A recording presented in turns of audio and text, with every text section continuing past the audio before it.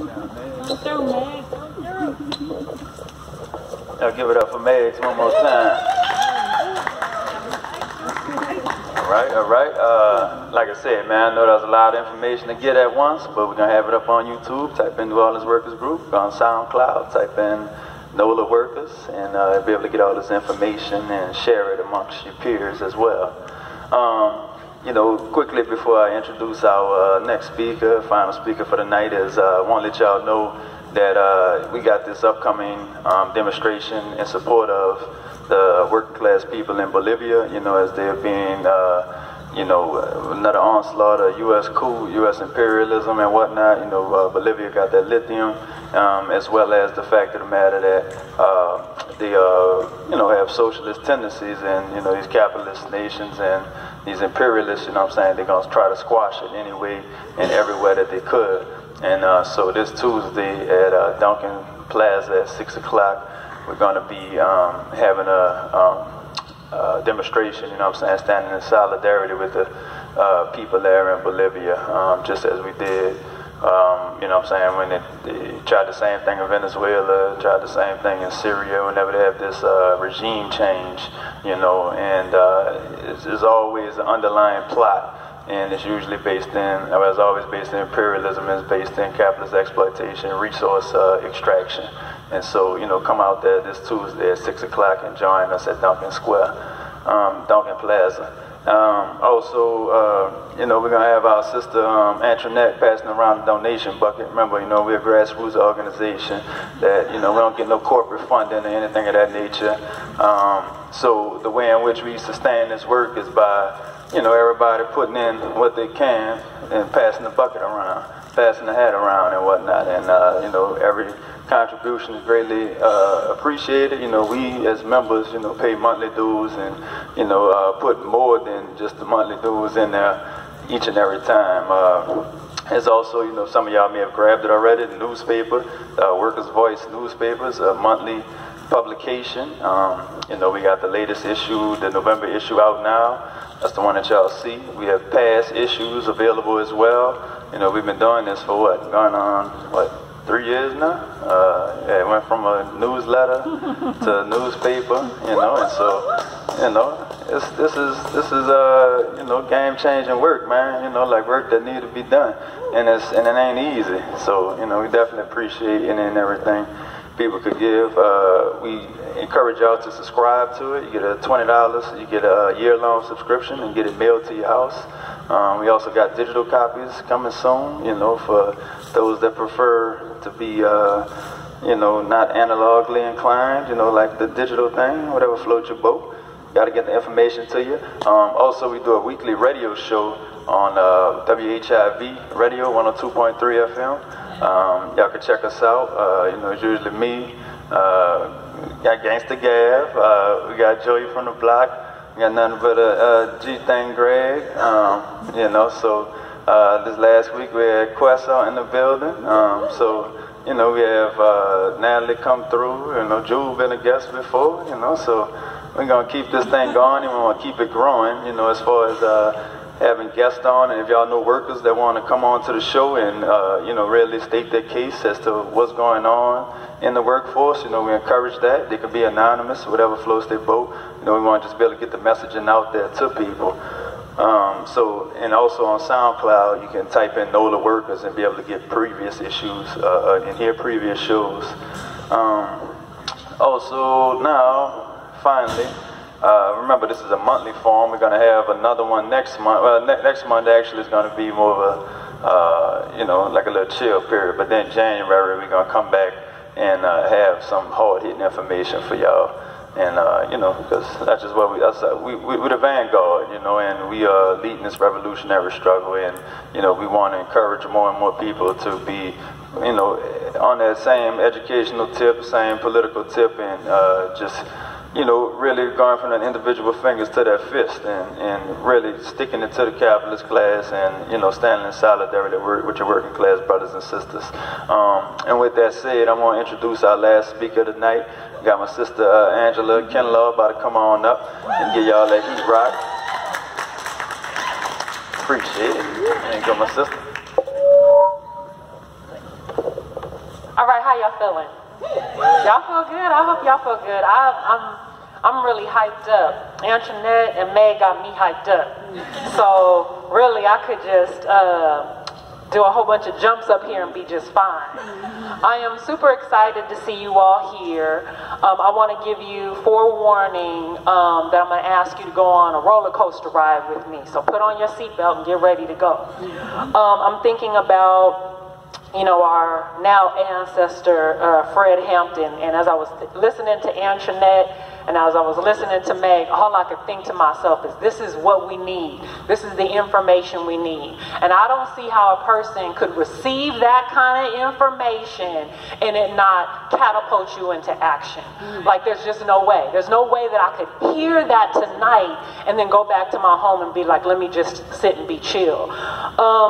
So I'm thinking about Fred Hampton because he would say, I am a revolutionary. And that's what I know I am. How y'all feeling? You know what I'm saying? I am a revolutionary. I am a revolutionary.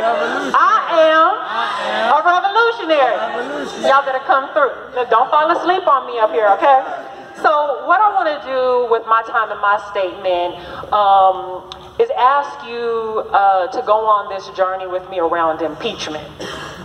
Because that's the thing that's in the spotlight right now. And I want to make sure that as we are watching this establishment maneuver around impeachment, that we ground ourselves in what's happening with that and what that really is all about.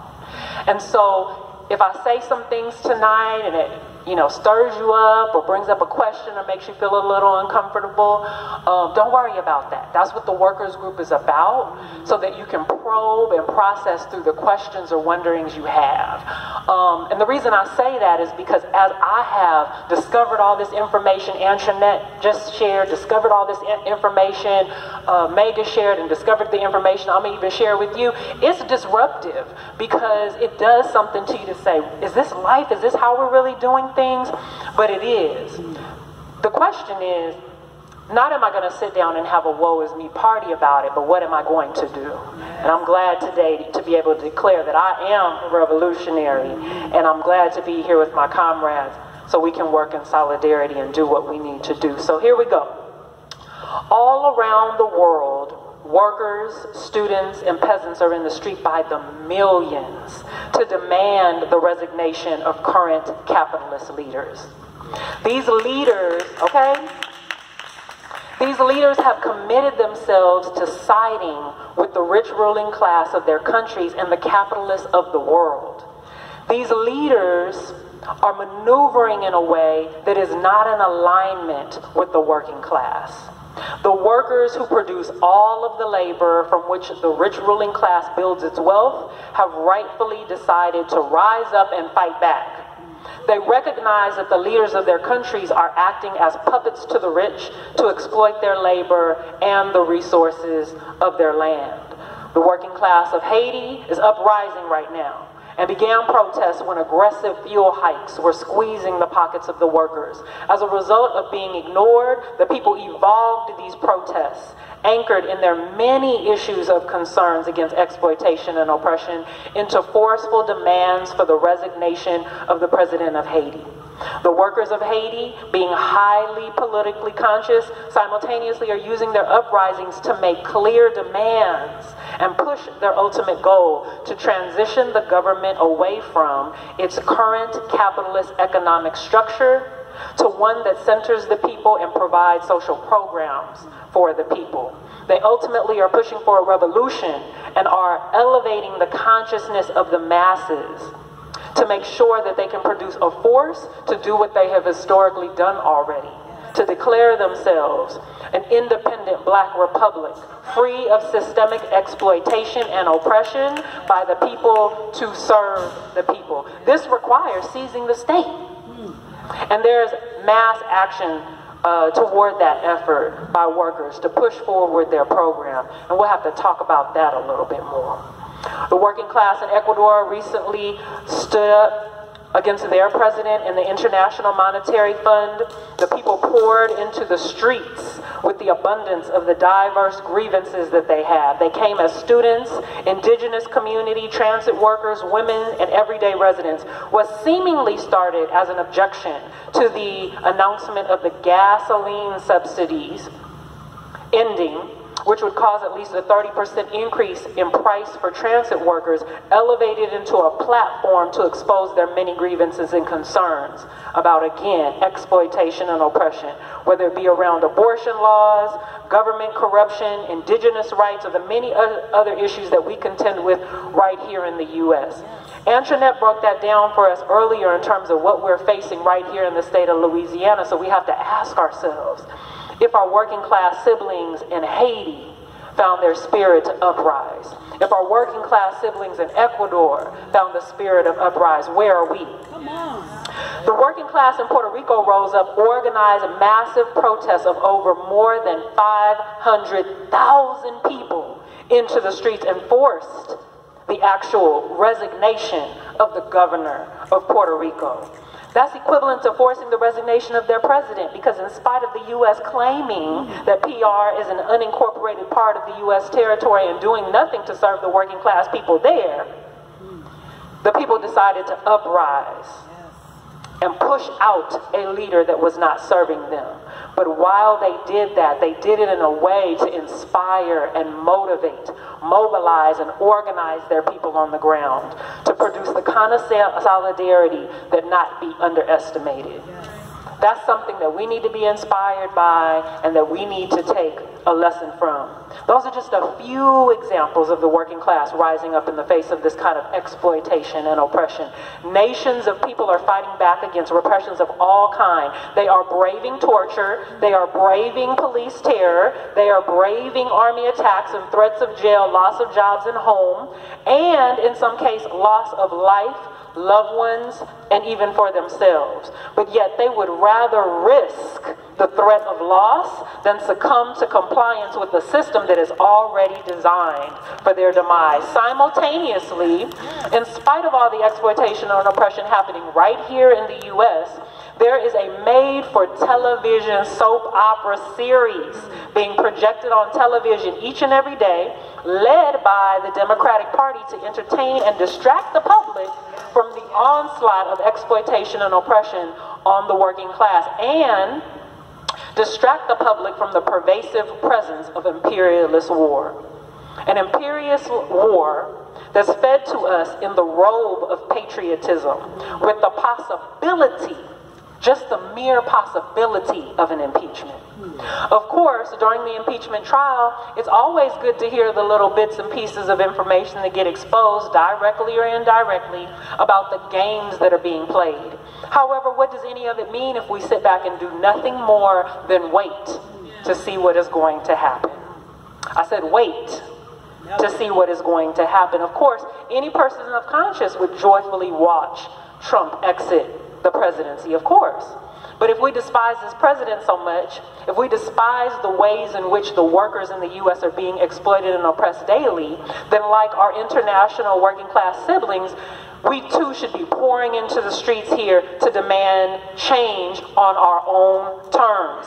Instead, the working class here is being asked to turn over our power to the Democratic Party, which has and will continue to support war against workers and oppressed people around the world, each time they vote in favor of the military budget.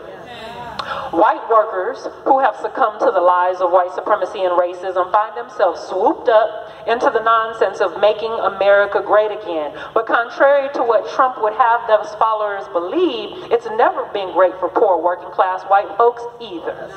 Which is why racism has a chance to thrive, because capitalism has to have a place for poor white folks to direct their energy, because the system's not working for them either. It's really important for us to understand that this is the way the establishment works. This is the way those systems work, because at the end of the day, the rich ruling class doesn't want all of us to bond together in solidarity and turn all of our focus toward them. We are asked to salute those who vote for imperialist profiteering war budgets, even the social democrats. And I know that makes some people feel uncomfortable because they're social democrats, but it's okay, we're talking about it, who pledge to us that they care about the working class. Yet, these same social democrats are touted as the most progressive while voting in favor for a more than $700 billion military budget to perpetuate the imperialist war. Instead of voting no on that military budget and then fighting for the kinds of resources and services that our people need, instead of fighting for investment into children and families, instead of fighting for the kind of educational experiences that our children need, instead of fighting for an increase in not a minimum wage, but a living wage. At the end of the day, in spite of our working class siblings, our working class selves not having health care, they are voting in favor of a more than $700 billion military budget. Now, where does the glimmer of hope exist in all of this? In the United States, there is a reawakening taking place among youth, some union workers, and people of all nationalities, people like me and those of you who are here tonight, who are turning against capitalism because they're learning about the way in which it truly works.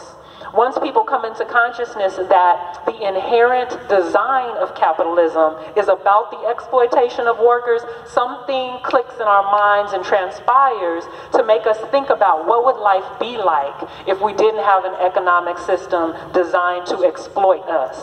Even though the most recent rejection of capitalism in the U.S. first took the character of simply rebelling against the establishment and no longer even buying into the Democratic Party sector, who continues to lead the masses to buy into this erroneous idea that the social democrats could just seize the Democratic Party and then bring equality and justice. That's the thought, right? People are Republican or Democrat. I might be more progressive, but I'm going to just join one of these parties. I'm going to get in there, use my leadership to change it all around.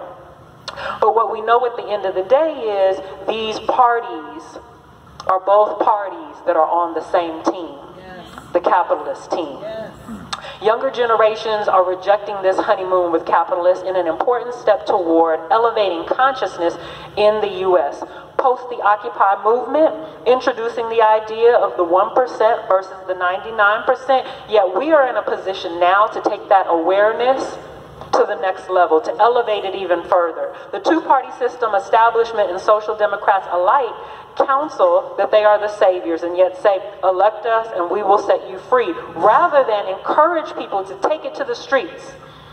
The way our working class siblings in Haiti are doing, the way our working class siblings in Puerto Rico did. I mean, we could go all around the globe and name places where people are pouring into the streets. But we're saying right now that we want to move toward building a principled revolutionary workers' party. The compromising way this impeachment trial is being presented to the U.S. public and around the world is dangerous within itself. After being inaugurated in January of 2017 and all of the egregious activity of Trump that he has proven to engage in, it was just month before last that Nancy Pelosi announced a formal impeachment inquiry. Why is that?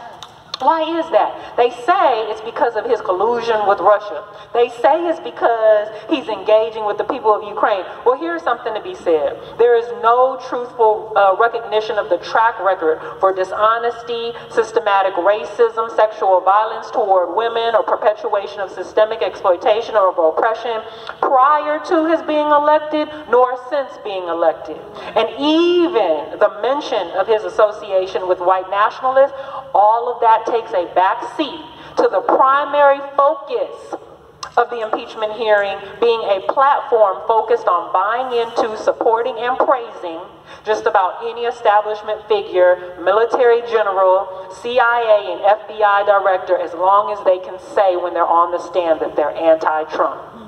The problem with this is that rather than allowing the collective rejection that's formed around Trump as a way to lead the people into solidarity to fight against the very system that made a pathway for him to be president to begin with, Instead, there's a dangerous propaganda that leads the masses away from honestly having to contend with a right-wing pro-imperialist position as the most critical reasons to get Trump out. The Democratic Party uses the threat of Trump's international dealings to drum up the beat of war against Russia. And while the Russian working class is no more a threat to the U.S. working class than the Vietnam working class was to the U.S. during the Vietnam War, the Democratic Party wants to lead awakened progressives back to the Democratic Party, rather than see them reject the establishment and begin to build a progressive party of our own the way we are doing right now. This impeachment effort is also being presented this way to simmer the resistance of the masses in the U.S. from turning again all of our focus toward the true enemy of the capitalist exploitation of workers in the U.S. so that we can reach across and form alliances and build solidarity with our working class siblings around the world. We know that the working class does not need the rich ruling class to survive, and certainly not to thrive. Each time a military general in uniform participates in the impeachment hearing and gives a testimony on television in opposition to Trump, the military budget gets a free pass in the name of patriotism. The same way the NFL and the other sporting leagues train the working class with such images before the start of every game. What this is designed to do is water down our resistance to sending working class residents from the U.S. into imperialist wars. Some of those working class siblings are all real siblings. There are people in our own family who are going to fight wars, imperialist wars, to cause havoc, kill and be killed, while fighting countries and fighting nations of people that are simply in pursuit of their own self-determination. Finally, one of the most dangerous reasons for the impeachment efforts being carried out the way they are right now is that it's designed to squash all of our independent thinking and organizing. All of our efforts for the left, we are again being asked to place all of our trust and hope and dreams into the hands of the establishment that has already set us up for failure. However, we know that at the end of the day, we must ask ourselves, would the country be any better off if he was impeached tomorrow? Knowing that his vice president, Mike Pence, would step into that role, or any other member of this current administration were to step into that role, knowing that all of them are dangerous.